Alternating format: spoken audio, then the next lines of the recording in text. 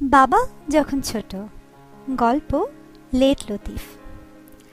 বাবা যখন ছোট তখন সব ছেলে মেয়ের মতোই স্কুলে যেত বাবা, কিন্তু সবাই আসতো পড়া শুরুর আগে, আর ছোট্ট বাবা আসতো দেরি করে। কখনো কখনো এসে পৌঁছতে দ্বিতীয় ঘন্টাও বেজে যেত। ভয়ানক অবাক লাগতো দিদিমণির। বলতেন এমন ছেলে এই স্কুলে তিনি আর দেখেননি। হেডমাস্টার বলতেন অমন ছাত্র অন্য স্কুলেও সম্ভব নয়। বলতেন ঘড়িগুলোর মতোই এ ছেলেটার নির্ঘাত স্লো যাওয়াই অভ্যেস। ওর মা বাপেরাও কিছু করে উঠতে পারছে না। আমি দুবার ডেকে পাঠিয়েছিলাম। সত্যি ছোট্ট বাবার মা বাবারা কিছুতেই পেরে উঠছিলেন না। রোজ সন্ধে সেই একই কাহিনী। স্কুলের পড়া করলি জিজ্ঞেস করতেন ঠাকুমা। এই যে এক্ষুনি, বলতো বাবা। গল্পের বই বন্ধ করে পড়া করতে বস, বলতেন ঠাকুরদা। এই এই বসছি, শুধু এই পাতাটা শেষ করিনি, বলতো বাবা। এবং সে পাতাটা শেষ করে পরের পাতায় চলে যেত বাবা। অমন মন কাড়া গল্প ফেলে নিরস স্কুলের পড়ায় বসা একেবারেই অসম্ভব লাগতো বাবার কাছে। বই রেখে দে বলছি, এই যে একটুখানি রেখে দে বলছি, এই একটু। শেষ পর্যন্ত ঠাকুরদা ঠাকুমার ধৈর্য টুটত। ছোট্ট বাবার বই কেড়ে নিতেন তারা। বলতেন বড় হবি যে একেবারে কুঁড়ের বাচ্চা হয়ে। ভারী রাগ হয়ে যেত বাবার। অনেকক্ষণ ধরে কেঁদে কেঁদে বই ফেরত চাইতো বাবা। বলতো বই না দিলে স্কুলের পড়া সে করবে না।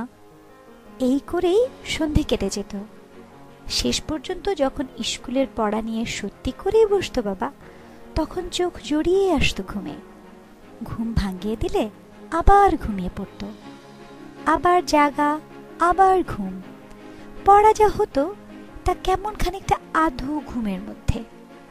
এই করেই গড়িয়ে আসতো রাত। শেষ পর্যন্ত ঠাকুরদা ঠাকুমা হয়রান হয়ে নিজেরাই ঘুমিয়ে পড়তেন। সকালে উঠে শুরু হতো অন্য আর এক ইতিহাস।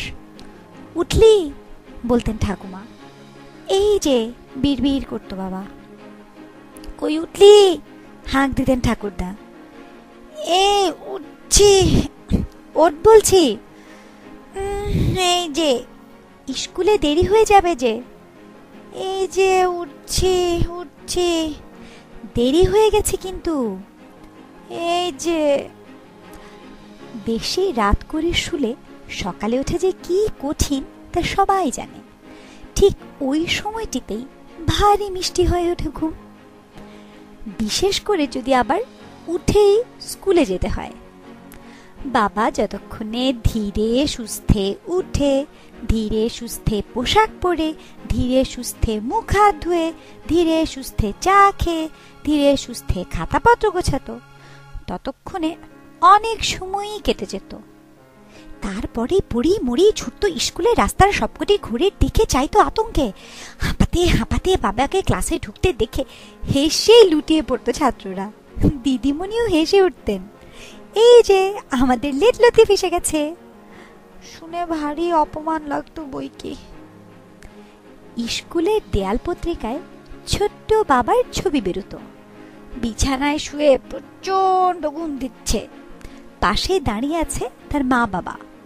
2 বালতি ঠান্ডা জল ঢালা হচ্ছে তার মাথায়। মস্ত একটা অ্যালার্ম ঘড়ি ঝনঝনিয়ে বাজছে তার কানের কাছে। অন্য কানে শিঙ্গা ফুঁকছে কোনো একটা ছেলে।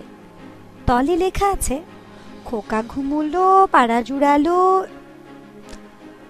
খুবই অপমান লাগতো বই কি, কিন্তু ফের দেরি হয়ে যেত বাবার। স্কুলের পড়া যা করবার তা করতো একেবারে শেষ মুহূর্তটিতে। ফলে সবই হতো দায় সারা গোছের। স্কুলে দেরি হওয়ায় দিদিমণি যেসব জিনিস বুঝিয়ে দিতেন তা শোনা হতো না। এতে ব্যাঘাত হতো পড়াশোনায়। তাছাড়া দেরি হওয়ায় অনবরত তাড়াহুড়া ছোটাছুটি ছটফট করতে হতো। তাতে স্বভাবের উপর ফল ফলতো খারাপ। তাহলেও দেরি করা তার গেল না। আমার অবশ্যই খুবই ইচ্ছে হচ্ছে যে বলি, ছোট্ট বাবার মা বাবারা শেষ পর্যন্ত কি একটা ফন্দি বার করলে দেরি করার অভ্যেস তার কেটে গেল। ইচ্ছে হচ্ছে বলি, স্কুলের মাস্টাররা ছাত্ররা ছোট্ট বাবাকে নিয়ে এমন ঠাট্টা করতে লাগলো যে বাবার ভারী রাগ হয়ে গেল। হঠাৎ সে একদিন স্কুলে হাজির হলো সবারই আগে। তার থেকে আর কখনো সে দেরি করেনি। কিন্তু কি দরকার মিথ্যে কথা বানিয়ে? সারা জীবনই সব জায়গাতেই দেরি হয়ে যেত বাবার। স্কুলে আসতো দেরি করে, কলেজে ঢুকেও দেরি করা তার গেল না। যখন চাকরি করছে তখনও সেই দেরি। সবাই হাসতো তাকে দেখে। শাস্তি পেতে হতো, ভর্ৎসনা, ধিক্কার কিছুই বাদ যায়নি। এই বদ অভ্যেসটির জন্য জীবনে তার লোকসানও গেছে অনেক কিছু। কোথাও নেমন্তন্নে গেলে কখনোই সময় মতো যেতে পারতো না বাবা। ফলে লোকে ভারী রাগ করত। কখনো কখনো বলেই দিত, অত দেরি যদি হয় তাহলে দয়া করে নাই বা এলেন। কোনো একটা কাজে যাবার কথা, এতই দেরি হলো যে কাজটি পণ্ড হলো। বন্ধু বান্ধবদের সঙ্গে মিলে নববর্ষ উৎসবে পৌঁছতে পৌঁছতেই রাত 12টা বেজে নতুন বছর শুরু হয়ে গেছে পথের মধ্যেই। কত লোককেই না বাবা মুশকিলে ফেলেছে। বাবার চেনা পরিচিতরা বাবাকে নিয়ে তাচ্ছিল্য করে কত ঠাট্টার কাহিনী না বলে। কিন্তু আজও পর্যন্ত বাবা রাস্তায় কখনো ধীরে সুস্থে হাঁটতে পারে না। সর্বদাই তার তাড়া। কোথাও না কোথাও দেরি হয়ে যাওয়াই তার অভ্যেস। এমনকি রাতেও স্বপ্ন দেখে কোথায় যেন তার দেরি হয়ে যাচ্ছে। ঘুমের মধ্যে চমকে গুঁগিয়ে ওঠে। কখনো কখনো স্বপ্ন দেখে ফের যেন ছোট হয়ে গেছে বাবা, ফের যেন স্কুলে যাচ্ছে।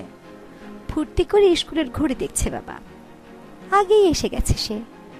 স্বপ্ন দেখছে যেন দেরি হয়নি। সবাই তাকে বাহবা দিচ্ছে। হেডমাস্টার ফুল উপহার দিলেন তাকে। স্কুলের হল ঘরে টাঙানো হয়েছে তার ছবি। অর্কেস্ট্রায় ঝংকার উঠছে। আর ঠিক এই সময়টিতেই চিরকাল ঘুম ভেঙে যায় তার। মনে হয় এবার থেকে আর কখনো তার দেরি হবে না। কিন্তু সে তো শুধু মনে হওয়া।